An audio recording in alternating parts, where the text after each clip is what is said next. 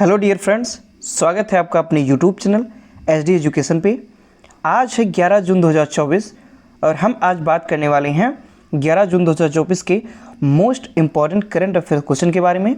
और इस daily current affairs के सेगमेंट में आपका बहुत बहुत स्वागत है। और आज बहुत ही इंपॉर्टेंट क्वेश्चन आए हुए हैं। ये क्वेश्चंस आपके आगामी जितनी भी परीक्षाएं हैं उन सभी में पूछे जाने की पूरी संभावना है। तो आप वीडियो में शुरू से लेकर के अंत तक बने रहिए, आपको फुल बेनिफिट मिलने वाला है। और अगर वीडियो आपको पसंद आती है तो वीडियो को लाइक ज़रूर कीजिएगा और शेयर भी कीजिएगा और हमारे चैनल को सब्सक्राइब भी कीजिएगा। आप वीडियो देख लेते हैं लेकिन सब्सक्राइब नहीं करते हैं तो प्लीज़ वीडियो को सब्सक्राइब भी करें, चैनल को सब्सक्राइब भी करें और वीडियो को लाइक करें। तो चलते हैं अपने पहले क्वेश्चन के साथ। सबसे पहला हमारा क्वेश्चन है, हाल ही में किस राज्य के नागी और नकटी बर्ड सेंचुरी को रामसर साइट में शामिल किया गया? यानी कि अभी हाल में ही एक नागी और नकटी बर्ड सेंचुरी है, इसको रामसर साइट में शामिल किया गया है। तो ये किस राज्य में है? तो फर्स्ट ऑप्शन है उत्तर प्रदेश, सेकंड ऑप्शन है मध्य प्रदेश, थर्ड ऑप्शन है बिहार, फोर्थ ऑप्शन है तमिलनाडु। तो इस प्रश्न का सही जवाब हो जाएगा ऑप्शन नंबर थर्ड, यानी कि बिहार राज्य के जो नागी और नकटी बर्ड सेंचुरी हैं इनको रामसर साइट में शामिल किया गया है।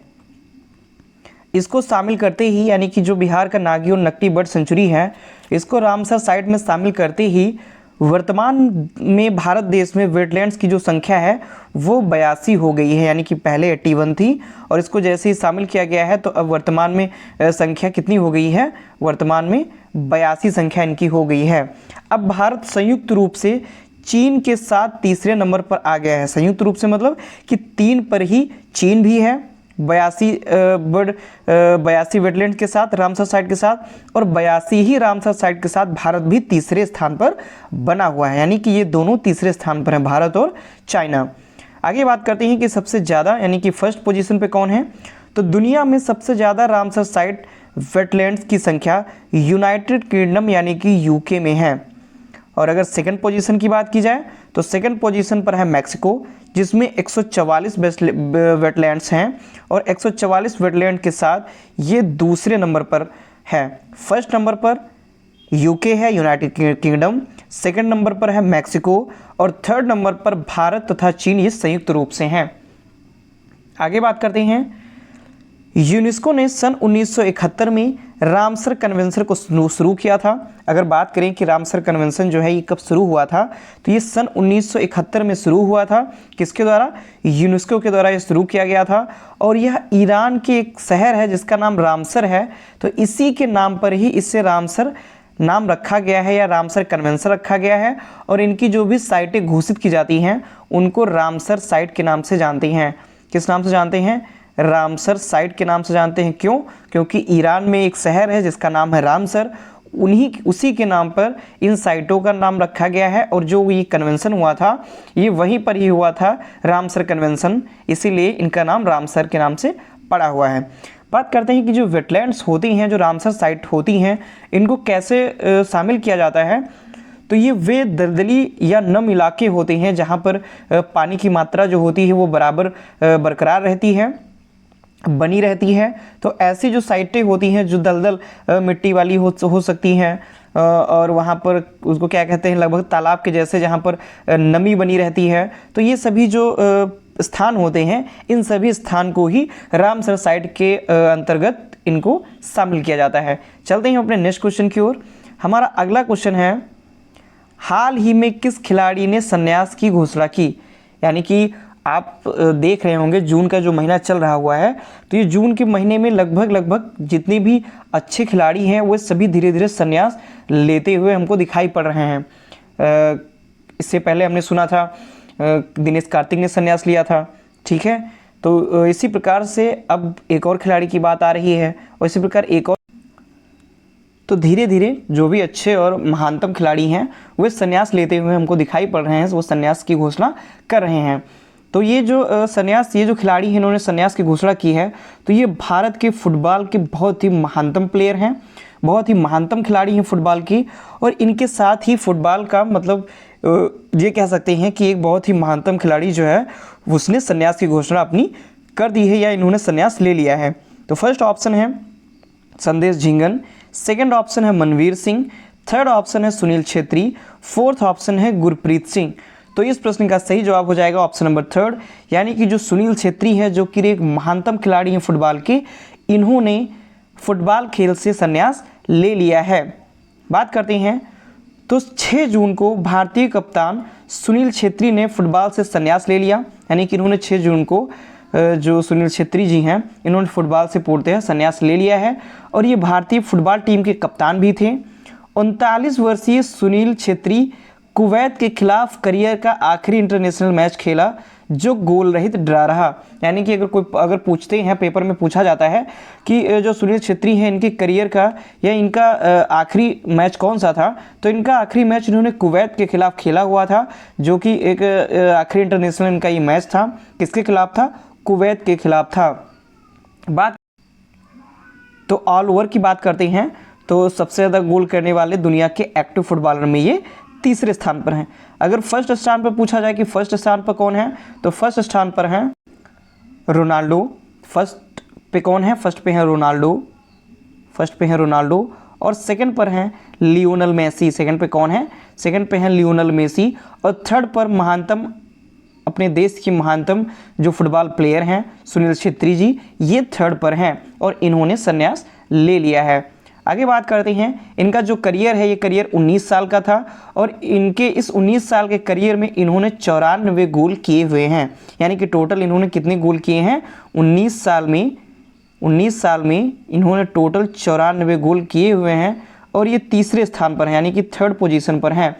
2019 में इन्हें पद्मश्री और 2011 में इनको अर्जुन अवार्ड मिला था और 2021 में इनको खेल रत्न अवार्ड से भी नवाजा गया। यानी कि इनको 3 बहुत ही महत्वपूर्ण अवार्ड भी मिल चुके हैं। 2019 में इनको पद्मश्री, 2011 में इनको अर्जुन अवार्ड और 2021 में इनको खेल रत्न अवार्ड से नवाजा जा चुका है। अब बढ़ते हैं हम अपने अगले प्रश्न की ओर। हमारा अगला प्रश्न है, हाल ही में कौन सा वायरस पहली बार इंसानों में पाया गया है? यानी कि इससे पहले जो ये वायरस है ये इंसानों में नहीं पाया जाता था, लेकिन अब ये पहली बार इंसान में पाया गया है, इसके लक्षण इंसान में देखे गए हैं। तो फर्स्ट ऑप्शन है बर्ड फ्लू H5N2 जिसको बोलते हैं, सेकंड है स्वाइन फ्लू, थर्ड है इन्फ्लुएंजा और फोर्थ है क्रीपर वायरस। तो इस प्रश्न का सही जवाब हो जाएगा answer number first, bird flu, यानी कि H5N2 जो है ये वायरस पहली बार इंसानों में पाया गया है। जैसा कि नाम से ही आप जान सकते हैं बर्ड फ्लू ये पक्षियों में पाया जाने वाला एक फ्लू है, पक्षियों में पाया जाने वाला एक वायरस है, लेकिन ये पहली बार इंसानों में पाया गया है, इंसान में पाया गया है। अगर बात करें तो मैक्सिको में एक व्यक्ति की H5N2 वायरस से मौत हो गई, यानी कि जिस व्यक्ति में ये पाया गया था तो उसकी मृत्यु भी हो चुकी है, जो पहले कभी इंसान में नहीं पाया गया। यानी कि जो ये बर्ड फ्लू है जिसको H5N2 के नाम से जानते हैं, तो ये मैक्सिको के एक व्यक्ति के अंदर पाया गया था जिसके कारण उसकी मृत्यु भी हो गई और ये एक पहला इंसान है जिसके अंदर बर्ड फ्लू या H5N2 पाया गया है। H5N2 एवियन इन्फ्लुएंजा वायरस का एक टाइप है, यानी कि जो एवियन इन्फ्लुएंजा होते हैं, इन्फ्लुएंजा जो वायरस होता है इसका एक प्रकार है, इसका एक टाइप है जो पक्षियों और मुर्गे या मुर्गियों में पाए जाते हैं। यानी कि विभिन्न प्रकार के जो पक्षी होती हैं, खास करके जो मुर्गा या जो मुर्गियां होती हैं उनमें ये क्या कहते हैं, उनमें यह पाया जाता है। यानी कि यह जो वायरस है बर्ड फ्लू या H5N2 यह पक्षियों में या खासकर मुर्गा या मुर्गियों में पाया जाता है। अगले क्वेश्चन की ओर हम बढ़ते हैं। हमारा अगला क्वेश्चन है, 12 जून 2024 से आंध्र प्रदेश की आधिकारिक राजधानी कौन बनी? यानी कि अभी हाल ही में आप लोगों ने सुना भी होगा, न्यूज़ में था कि आंध्र प्रदेश की जो आधिकारिक जो पहले जो राजधानी थी मतलब हैदराबाद थी, उसको हटा दिया गया है और अब नई राजधानी बनाने की बात की जा रही है। तो फाइनली 12 जून 2024 को आंध्र प्रदेश की आधिकारिक राजधानी कौन बनेगी? तो फर्स्ट ऑप्शन है अमरावती, सेकेंड ऑप्शन है हैदराबाद, थर्ड ऑप्शन है तेलंगाना, फोर्थ ऑप्शन है विशाखापट्टनम। तो इस प्रश्न का सही जवाब हो जाएगा आंसर नंबर फर्स्ट, यानी कि जो अमरावती है ये अब आंध्र प्रदेश की नई राजधानी होगी। कौन होगी? आंध्र प्रदेश की नई राजधानी अमरावती होगी, जो कि 12 जून 2024 से ये मान्य हो जाएगी। अगर आगे हम बात करती हैं तो हैदराबाद से करीब 510 किलोमीटर दूर बसी जो अमरावती है, इसको आंध्र प्रदेश की नई राजधानी बनाया जाएगा। यानी कि जो अमरावती है इसको ही अब आंध्र प्रदेश की नई राजधानी बनाई जाएगी। इसे राजधानी बनाने में अब तक करीब 25,000 रुपये खर्च हो चुके हैं, यानी 25,000 करोड़ जो रुपए हैं वो खर्च हो चुके हैं अब तक इसको राजधानी बनाने में। यानी अमरावती को राजधानी बनाने के लिए लगभग 25,000 करोड़ रुपए खर्च हो चुके हैं। यही बात करते हैं तो तेलुगु देशम पार्टी, जिसे सभी लोग टीडीपी के नाम से जानते हैं, इस समय जो चुनाव हुए हैं उसमें भी काफ़ी चर्चा में है टीडीपी पार्टी। इस पार्टी के जो चीफ है चंद्रबाबू नायडू जी, ये भी काफ़ी ज़्यादा चर्चा में है। तो ये अब चौथी बार मुख्यमंत्री पद की शपथ लेंगे और ये आंध्र प्रदेश के नए मुख्यमंत्री होंगे।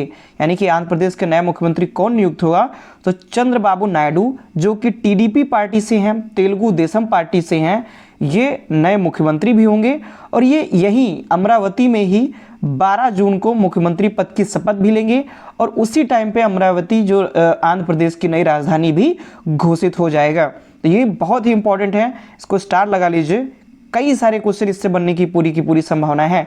अब बढ़ते हैं अपने अगले प्रश्न की ओर। हमारा अगला प्रश्न है, हाल ही में किसे EY entrepreneur of the year award 2024 से सम्मानित किया गया? यानी कि किसे EY entrepreneur of the year award से सम्मानित किया गया है? तो फर्स्ट ऑप्शन है NR नारायण मूर्ति, सेकेंड ऑप्शन है उदय कोटक, थर्ड ऑप्शन है वेलायन सुब्बैया, फोर्थ ऑप्शन है किरण मजूमदार शाह। तो इस प्रश्न का सही जवाब हो जाएगा ऑप्शन नंबर थर्ड, यानी कि वेलायन सुब्बैया जो हैं इनको EY entrepreneur of the year award 2024 से सम्मानित किया गया है। और ये सम्मानित होने वाली भारत यानी कि चौथी भारतीय हैं, मतलब कि ये चौथी ऐसी भारतीय हैं जिनको सम्मानित किया गया है EY entrepreneur of the year award 2024 से। इससे पहले NR नारायण मूर्ति को भी, उदय कोटक जी को भी और किरण मजूमदार शाह को भी इस अवार्ड से सम्मानित किया जा चुका है। और अब वेलायन सुब्बैया जो हैं इनको भी इस अवार्ड से सम्मानित किया गया है और ये चौथे व्यक्ति होंगे EY entrepreneur of the year award 2024 से सम्मानित होने वाले। आगे बात करते हैं भारतीय उद्यमी, यानी कि ये भारतीय उद्योगपति हैं, उद्यमी हैं। वेलायन सुब्बैया को मोनाको के सैले डेस एटोइल्स में आयोजित एक समारोह में EY entrepreneur of the year award 2024 से सम्मानित किया गया। यानी कि कहाँ पर? मोनाको में सैले डेस एटोलाइट्स में एक समारोह के दौरान EY entrepreneur of the year award 2024 से वेलायन सुब्बैया को सम्मानित किया गया है। बात करते हैं तो वर्तमान में वेलायन सुब्बैया जो हैं ये ट्यूब इन्वेस्टमेंट ऑफ इंडिया यानी कि TEI tube investment of India के कार्यकारी उपाध्यक्ष हैं और गैर बैंकिंग वित्त कंपनी चोलामंडलम जिसे चोला के नाम से जानते हैं, इसके इन्वेस्टमेंट एंड फाइनेंस लिमिटेड के अध्यक्ष भी हैं। यानी कि ये TEI के कार्यकारी उपाध्यक्ष और इन्वेस्टमेंट एंड फाइनेंस लिमिटेड के ये अध्यक्ष हैं। कौन सी कंपनी के? चोलामंडलम एक कंपनी है, उसके इन्वेस्टमेंट एंड फाइनेंस लिमिटेड के ये वर्तमान में अध्यक्ष भी हैं। इन्हीं को यानी कि वेलायन सुब्बैया को ही मोनाको में एक समारोह के दौरान EY entrepreneur of the year award 2024 से सम्मानित किया गया है।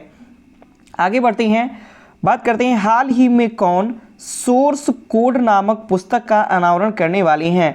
यानी कि कौन से लेखक हैं या कौन से व्यक्ति हैं जिन्होंने सोर्स कोड नामक किताब लिखी है। यानी कि ये बुक है इनकी और इन्होंने ये बुक को लिखा हुआ है और इनको हाल ही में इसका अनावरण भी किया जाएगा। बात करती हैं फर्स्ट ऑप्शन है चेतन भगत, सेकंड ऑप्शन है बिल गेट्स, थर्ड ऑप्शन है एलन मस्क, फोर्थ ऑप्शन है शशि थरूर। तो इस प्रश्न का सही जवाब हो जाएगा ऑप्शन नंबर सेकंड, यानी कि जो बिल गेट्स हैं इन्होंने एक ये आत्मकथा लिखी हुई है सोर्स कोड, ये इनकी लिखी हुई आत्मकथा है और इसको ये अनावरण भी करने वाले हैं। आगे बढ़ते हैं, अगर बात करें तो माइक्रोसॉफ्ट के सह संस्थापक बिल गेट्स अपनी बहुत ही प्रतीक्षित आत्मकथा, इनकी आत्मकथा है सोर्स कोड माय बिगिनिंग्स को लॉन्च करने वाले हैं। यानी कि अगर बात की जाए पुस्तक का पूरा नाम क्या है, तो पुस्तक का पूरा नाम है सोर्स कोड माई बिगिनिंग, यानी कि सोर्स कोड माई बिगिनिंग इस पुस्तक का पूरा नाम है, इस पुस्तक का पूरा नाम है। और ये इसको लॉन्च करने वाले हैं और इसको लेखक कौन है, बिल गेट्स। और ये क्या है, ये एक आत्मकथा है। क्या है, यह एक आत्मकथा है। और ये कब लॉन्च होगी, तो ये 4 फरवरी 2025 को लॉन्च होगी, यानी कि इन्होंने इस आत्मकथा को पूरी कर ली है। लेकिन लॉन्च की अगर डेट की बात की जाए, ये कब लॉन्च होगी, तो ये 4 फरवरी 2025 को लॉन्च होगी, जो कि बिल गेट्स की एक आत्मकथा है। इन्होंने अपने जितने भी अनुभव हैं, इनके लाइफ के बारे में जो कुछ भी इन्होंने अनुभव हैं वो सभी शेयर किए हुए हैं इस पुस्तक में। इन्होंने अपने कैसे कैसे अचीवमेंट्स इन्होंने प्राप्त किए, कौन कौन सा इनका संघर्ष रहा, ये सभी बातों के बारे में इन्होंने चर्चाएं की हुई हैं। अब आगे बढ़ते हैं, हमारा नेक्स्ट क्वेश्चन है, हाल ही में एयर इंडिया को किसके साथ विलय की मंजूरी मिल गई है। यानी कि जो एयर इंडिया है, एयर इंडिया, इसका विलय किसके साथ में, यानी कि इसने किसको साथ में विलय किया हुआ है, यानी कि विलय करने के लिए किसको मंजूरी मिल गई है। फर्स्ट ऑप्शन है इंडिगो, सेकंड ऑप्शन है विस्तारा, थर्ड ऑप्शन है स्पाइस जेट, फोर्थ ऑप्शन है गो फर्स्ट। तो इस प्रश्न का सही जवाब हो जाएगा ऑप्शन नंबर सेकंड, यानी कि एयर इंडिया ने विस्तारा के साथ में विलय कर ली है और इनको विलय करने की मंजूरी मिल गई है।